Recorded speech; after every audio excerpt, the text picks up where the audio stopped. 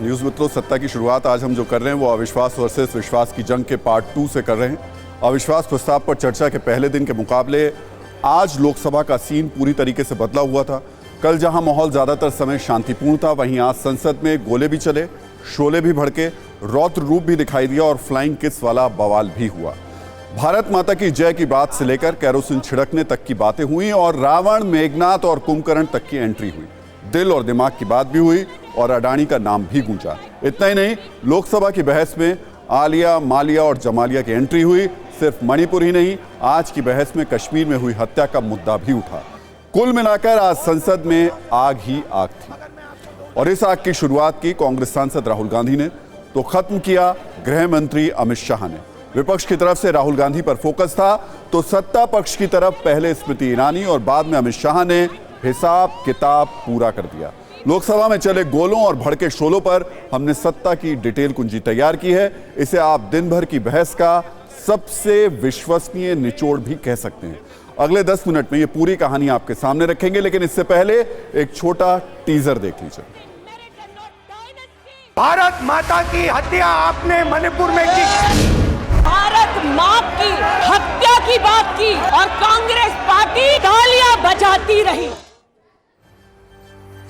और एक बार फिर सीधे लोकसभा चलते हैं, जहां पर इस वक्त में रक्षा मंत्री राजनाथ सिंह बोल रहे हैं। मैं प्लीज मैं आपको मौका दूंगा, प्लीज मौका दूंगा। हाँ, मौका दूंगा मैं। आप बैठिए, 1 मिनट मेरी बात सुनिए। मैं मौका दूंगा, प्लीज, मैं मौका दूंगा। आप विराजे, आप प्लीज 1 मिनट, प्लीज बैठिए, 1 मिनट आप बैठिए। मंत्री जी प्लीज, आप 1 मिनट बैठिए, प्लीज आप भी बैठिए 1 मिनट। जो माननीय गृह मंत्री जी ने सदन से अपील की है, आप इस पे सहमत हैं या नहीं है?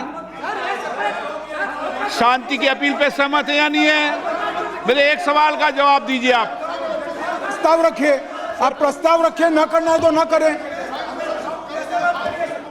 हमें ड्राफ्ट दिया जाए सर, हमें ड्राफ्ट दिया जाए, प्रस्ताव की ड्राफ्ट दिया जाए। दूसरी बात, प्रधानमंत्री की उपस्थिति में करना चाहते हैं, प्रधानमंत्री की साक्षी रखते हुए करना चाहते हैं। ये प्रधानमंत्री जी को गवाह रखते हुए करना चाहते हैं। हम तो इतना नहीं करती है, हमारा मांग है। सदन की तरफ से ये मांग तो हमारा। प्रस्ताव रखता हूं कि संपूर्ण सदन जो कुछ भी घटना मणिपुर में घटी है उस पर शांति की अपील करती है और सभी पक्षों से, सभी गुटों से जो माननीय गृह मंत्री जी ने प्रस्ताव रखा उस पर सर्वसम्मति से सारा सदन सहमत है।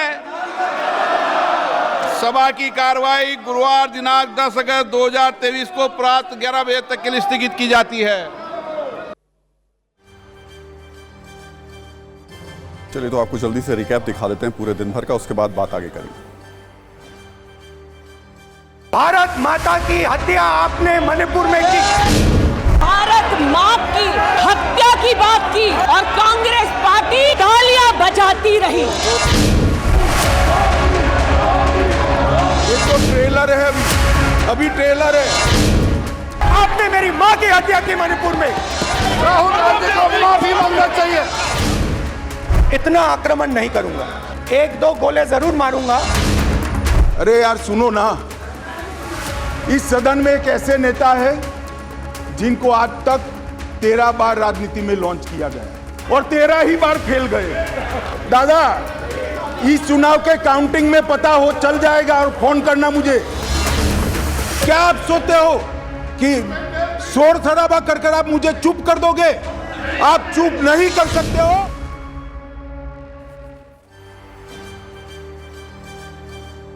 तो 60 सेकंड के रिकैप के बाद अब सत्ता की कुंजी खोलते हैं और सबसे पहले बात करते हैं अविश्वास प्रस्ताव पर अमित शाह की मणिपुर वाली कुंजी पर, जिसमें आज उन्होंने कांग्रेस सांसद राहुल गांधी के हर सवाल का जवाब तथ्यों और तर्कों के साथ देने की कोशिश की।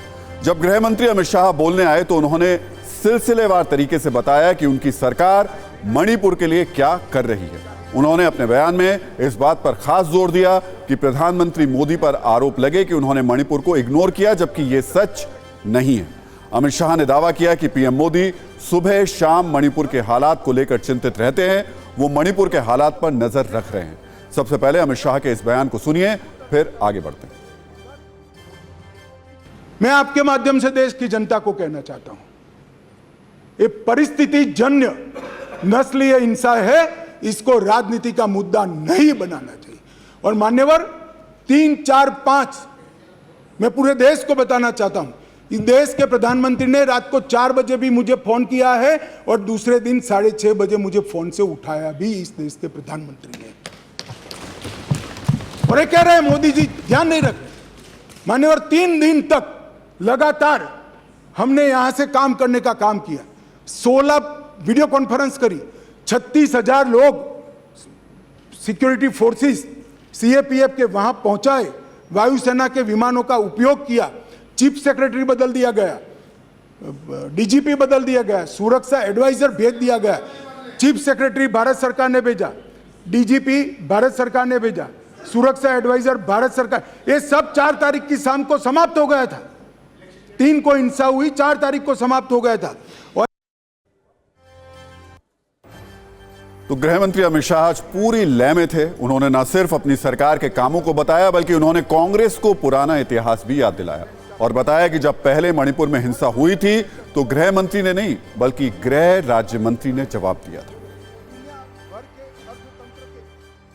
अब ये कहते हैं प्रधानमंत्री जी क्यों नहीं बोले। भाई 700 लोग मारे गए थे, 200 लोग घायल हुए, 45,000 लोग शरणार्थी बने। आपको मालूम है जवाब किसने दिया? मान्यवर, इनको मालूम है जवाब किसने दिया? MOS राजेश पायलट ने। और ये मुझे नहीं बोलने देते। मान्यवर, इतनी जघन्य घटना हुई, भारत सरकार से किसी ने मुलाकात की क्या था? ट्राइबल मिनिस्टर गया? ना जी। समाज कल्याण विभाग के मंत्री गए? ना जी। होम मिनिस्टर का question does not arise. MOS गए? ना जी। और ये पूछते हैं हमें कि प्रधानमंत्री क्यों नहीं गए। अमित शाह ने कांग्रेस पर यह भी आरोप लगाया कि उनके शासन में मणिपुर जल रहा था। हमारे समय में 6 साल में एक दिन भी मणिपुर में कर्फ्यू नहीं लगा। आज मैं कहता हूं, ऐसे भी प्रधानमंत्री है, मोदी जी को 9 साल हुए हैं, 15 साल और 18 साल प्रधानमंत्री रहे हुए लोग हैं इस देश में जिन पर इनको नाज है और हम पर अविश्वास है, मगर वो कभी 50 बार नहीं गए। मोदी जी 9 साल में 50 से ज्यादा बार नॉर्थ ईस्ट गए। ये बताता है कि नॉर्थ ईस्ट इस देश का हिस्सा है, इसका कसब हमारे मन में। उत्तर प्रदेश से बड़ा भूभाग किस तरह से छोड़ दिया था, आगजनी, टेररिस्ट, नस्ली हिंसाएं, और आप हमारा हिसाब मांगते हो। बोलो मणिपुर में बताता हूं, मैं फिर बोलूंगा मणिपुर। मान्यवर, इन लोगों ने नॉर्थ ईस्ट के लिए कुछ नहीं किया, ना विकास किया है ना कुछ किया है। सम्मानीय सदस्य गौरव जी कह रहे थे हिंसा के त्रस्त है, देखा नहीं जा रहा है, आग की लपटें। भाई आग की लपटें अभी तो मणिपुर में मैं आता हूं क्यों हुई है, परंतु आपके समय में तो 8 राज्य आग की लपटों से घेरे हुए थे और ये हिंसा में 6,000 से ज्यादा लोग मारे गए थे, जो अब सरेंडर होकर मेन स्ट्रीम के अंदर आए। गृहमंत्री अमित शाह ने सिर्फ तथ्य और आंकड़े नहीं रखे, बल्कि राजनीतिक हमले भी खूब किए। उन्होंने घोटाले के नाम गिनाने से लेकर सरकार गिराने तक के मामले में विपक्ष पर खूब हमले किए। इतने सारे घोटाले टोटल लगाया तो 12 लाख करोड़ के बाद मैंने टोटल छोड़ दिया। 12 लाख करोड़ के घपले, घोटाले, भ्रष्टाचार यूपीए के नाम पर चढ़े हैं। कैसे जाए बाजार में? अब जो कंपनी दिवालिया हो जाती है या साख खराब हो जाती है इसकी, तो वो नाम बदल दे, बोर्ड बदल दे। इन्होंने भी नाम बदल दिया। मान्यवर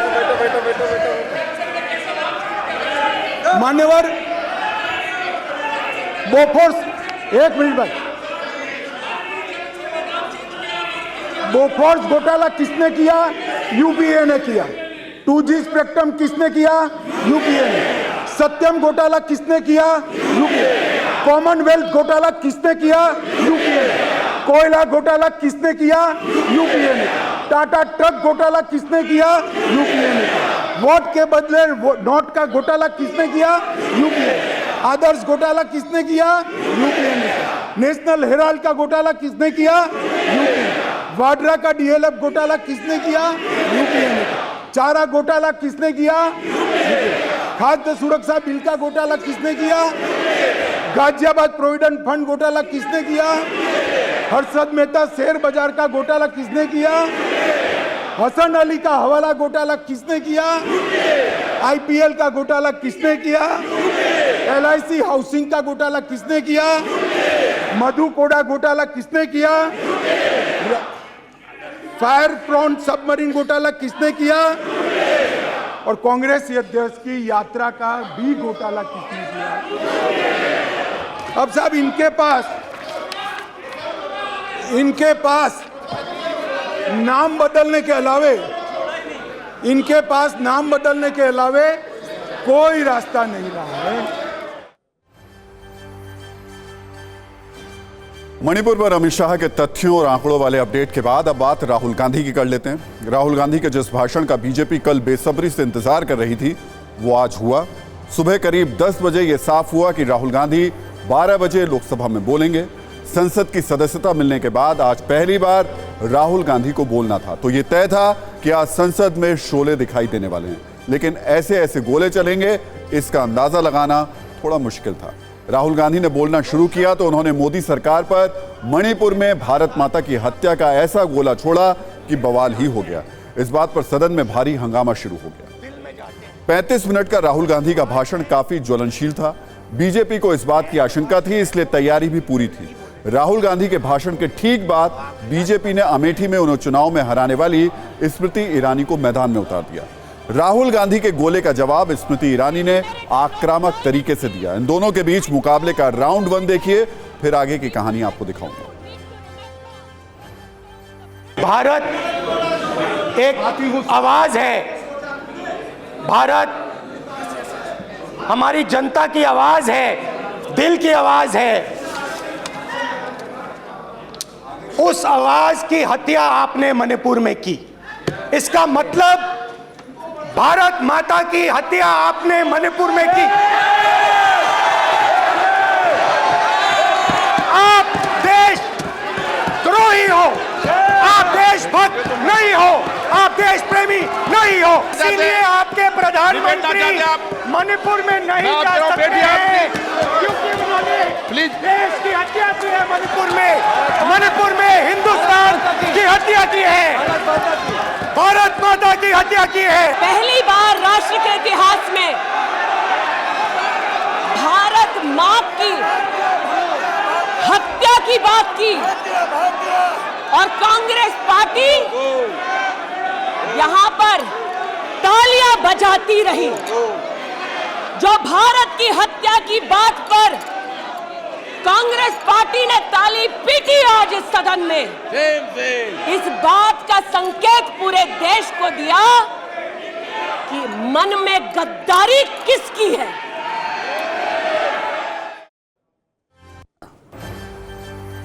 वैसे बीजेपी पर गोले छोड़ने से पहले राहुल गांधी ने तंज भी कसा।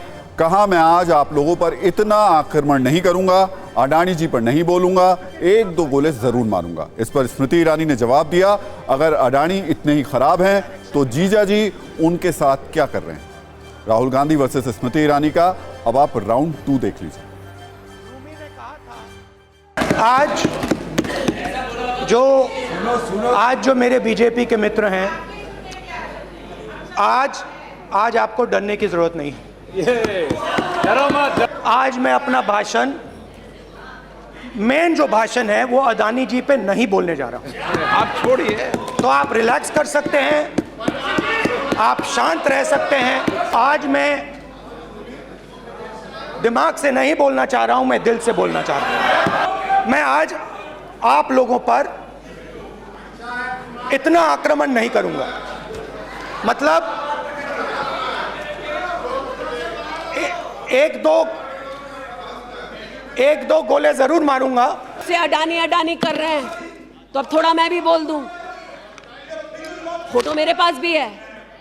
इतना ही खराब है तो जीजा जी उसके साथ क्या कर रहे हैं। पूछना चाहती हूं, 1993 में मुंद्रा पोर्ट में कांग्रेस की सरकार ने अडानी को जगह दी, तब प्रधानमंत्री कौन थे? कांग्रेस के थे। वित्त मंत्री कौन थे? मनमोहन सिंह थे। अडानी बोल रही हूं। यूपीए के कार्यकाल में अडानी को इन्होंने 72,000 करोड़ का लोन दे दिया। क्यों दिया? वैसे राहुल गांधी के भाषण में करीब 28 बार मणिपुर का जिक्र हुआ। बीजेपी ने यहां उन्हें काउंटर करने के लिए अच्छी फील्डिंग सजा रखी थी। एक तरफ अमेठी में उन्हें हराने वाली स्मृति ईरानी थी, दूसरी ओर नॉर्थ ईस्ट से आने वाले किरण रिजिजू थे। किरण रिजिजू ने कांग्रेस पर नॉर्थ ईस्ट में हजारों लोगों की हत्या का आरोप लगा दिया। मैं मणिपुर में अपनी मां की हत्या की बात कर रहा हूं। मैं आदर से बोल रहा हूं। आपने मेरी मां की हत्या की मणिपुर में। एक मेरी मां यहां बैठी है, दूसरी मां को आपने मणिपुर में मारा है। हिंदुस्तान की सेना मणिपुर में एक दिन में शांति ला सकती है। हिंदुस्तान की सेना का प्रयोग नहीं कर रहे हो, क्योंकि आप हिंदुस्तान को मणिपुर में मारना चाहते हो।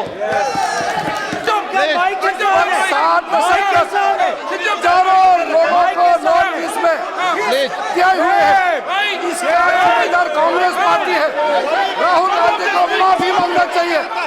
राहुल गांधी का कांग्रेस पार्टी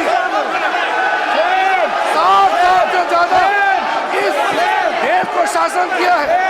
नॉर्थ ईस्ट को इन्होंने खत्म किया है। आज नॉर्थ ईस्ट में जितना मिलिटेंसी है ये कांग्रेस पार्टी ने पैदा किया है। वैसे राहुल गांधी के आज के भाषण में रावण की भी एंट्री हुई। उन्होंने पीएम मोदी की तुलना रावण से कर दी, जबकि स्मृति ईरानी ने कहा कि आप वंशवादी हो सकते हैं पर आप इंडिया नहीं हो सकते। तो अगर नरेंद्र मोदी जी हिंदुस्तान की आवाज नहीं सुनते हैं, अगर हिंदुस्तान के दिल की आवाज नहीं सुनते हैं, तो किसकी आवाज सुनते हैं? दो लोगों की आवाज सुनते हैं। इसकी आवाज सुनते हैं। रावण 2 लोगों की सुनता था, मेघनाथ और कुंभकर्ण। वैसे ही नरेंद्र मोदी 2 लोगों की सुनते हैं, अमित शाह और Adani. For India is not corrupt. India believes in merit and not dynasty. Corruption quit India. Dynasty quit India. अध्यक्ष महोदय, सबसे पहले आपकी पीठ पर, आपके आसन पर जिस प्रकार का आक्रामक बर्ताव आज देखा गया, उसका मैं खंडन करती हूं। तो लोकसभा में चले जुबानी गोलों के बीच एक ऐसी घटना भी हुई जिस पर विवाद बढ़ गया। यह घटना कांग्रेस सांसद राहुल गांधी से जुड़ी हुई है। राहुल गांधी पर स्मृति ईरानी समेत महिला सांसदों की तरफ अभद्र और आपत्तिजनक इशारे करने के आरोप लगे हैं।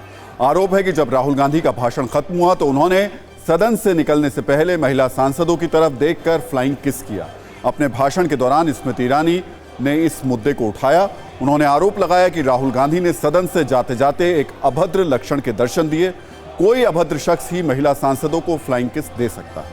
राहुल गांधी के भाषण खत्म करने के दौरान का एक वीडियो भी है जिसमें राहुल गांधी अपने सामने खड़े अधीर रंजन चौधरी को पहले बैठने को कहते हैं, फिर कुछ इशारा कर रहे हैं। अब इसी इशारे की बात हो रही है या फ्लाइंग किस का कोई और वीडियो है, ये अभी तक क्लियर नहीं है, लेकिन ये विवाद बढ़ चुका है। एक बार सुनिए स्मृति ईरानी ने राहुल गांधी के फ्लाइंग किस पर क्या कहा।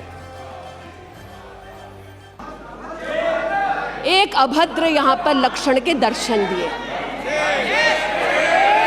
It is only a misogynistic man who can give a flying kiss to a parliament with seats female members of parliament.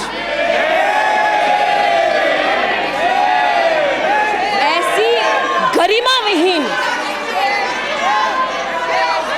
आचरण को इस देश के सदन में कभी नहीं देखा गया। ये उस खानदान के लक्षण हैं, ये आज सदन में देश को पता चले।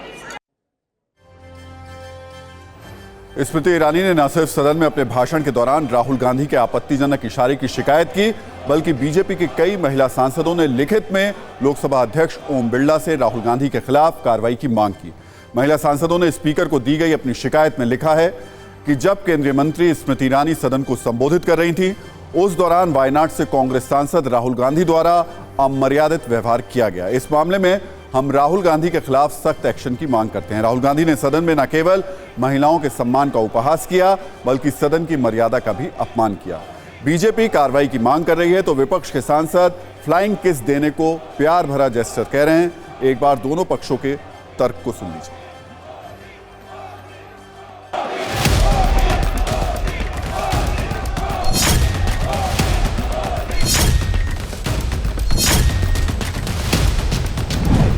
राह चलते सुना था कि औरतों को वो लोग जो कानून का उल्लंघन करते हैं इस प्रकार की अभद्र टिप्पणियां अथवा अभद्र संकेत देते हैं। ये नहीं पता था कि गांधी खानदान के संस्कार में भी एक संस्कार ये है, ये सौजनी और महिलाओं के साथ अभद्र व्यवहार। ईरानी ये भूल जाती है कि ये टेलीविजन चैनल नहीं है, ये भारत का सदन है। आपकी नौटंकी का अखाड़ा नहीं है। अपनी बेकार की एक्टिंग और झूठा आक्रोश बंद कर दीजिए।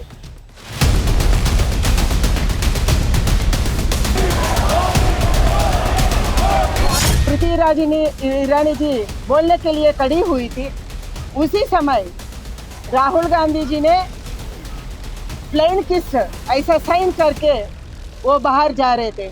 हम बोले महिला के लिए अपमान है। ये पार्लियामेंट का अंदर पहली बार ऐसे हो रहे हैं। मंत्री सब बीच में दखल अंदाजी दे रहे थे।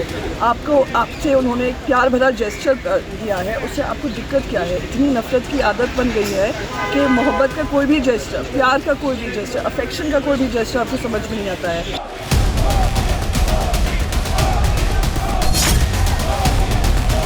उनको लग रहा था कि उन्होंने बाजी मार ली है और विनिंग विक्ट्री के साथ में बाहर निकलते निकलते उन्होंने जो फ्लाइंग किस का जो एक एक्ट किया हमने कभी नहीं देखा।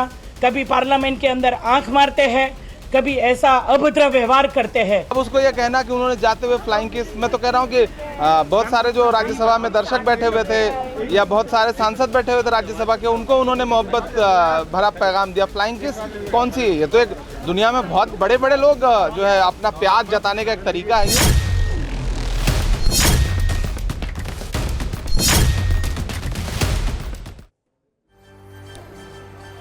वैसे सदन में राहुल गांधी के साथ इस तरीके के विवाद पहले भी जुड़ चुके हैं। 2018 में संसद में अपनी स्पीच खत्म करने के बाद राहुल गांधी उठे और तेजी से प्रधानमंत्री मोदी के पास गए। पहले उन्हें गले लगा लिया, तब पीएम मोदी ने आश्चर्य भरी नजरों से उनकी ओर देखा था।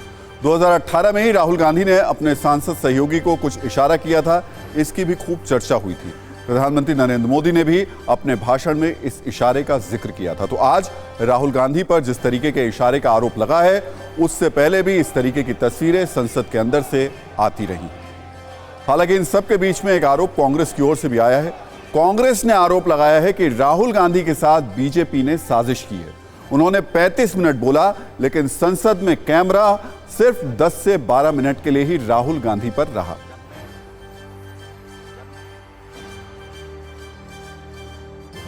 और अब देश की बड़ी और अहम खबरों के लिए देखते हैं सत्ता टॉप 9। कांग्रेस सांसद राहुल गांधी ने आज मानगढ़ में आयोजित एक सार्वजनिक रैली में हिस्सा लिया। राहुल गांधी ने सबसे पहले मानगढ़ धाम पर अंग्रेजों से लड़ाई में कुर्बानी देने वालों के लिए आदिवासी समाज को धन्यवाद दिया। राहुल गांधी की आज की ये रैली विश्व आदिवासी दिवस के मौके पर मानगढ़ में रखी गई थी। भारत छोड़ो आंदोलन दिवस के मौके पर पीएम मोदी के आह्वान के बाद आज बीजेपी के सांसदों ने संसद परिसर के अंदर गांधी प्रतिमा के सामने विपक्ष के खिलाफ प्रदर्शन किया। सांसदों ने परिवारवाद, भ्रष्टाचार और तुष्टीकरण भारत छोड़ो का नारा बुलंद किया।